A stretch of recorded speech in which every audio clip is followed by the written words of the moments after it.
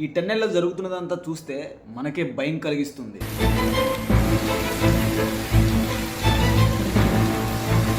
తెలంగాణలోని ఎస్ఎల్బీసీ టన్నెల్లో 8 మంది కార్మికులు అయితే చిక్కుకొని పోయారు. రక్షణ చర్యలు వేగంగా సాగుతున్నాయి. కానీ సమస్య ఏంటంటే ఆ టన్నెల్లోని మట్టి కుప్పలు, అక్కడ ఆక్సిజన్ స్థాయి చాలా తక్కువగా ఉండడం వల్ల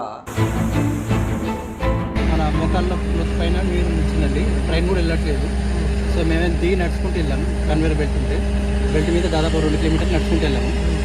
అక్కడ మన మెషినరీ అంతా కొట్టుకొచ్చింది వాటర్కి. అవతల ఇంకొక 150 మీటర్స్ ఎంటీ స్పేస్ ఉన్నట్టుంది. అక్కడే కూలిపోయింది అది. అక్కడ ఏ ప్లేస్లో కూలిపోయిందని మనకు క్లారిటీ కనిపించట్లేదు. డ్రోన్ కూడా వెళ్ళట్లేదు. డ్రోన్ సిగ్నల్స్ జామ్ అయిపోయి డ్రోన్ కూడా వెళ్ళట్లేదండి. ఈ రెస్క్యూ టీమ్కి వాళ్ళ వరకు చేరడం చాలా కష్టంగా ఉంది.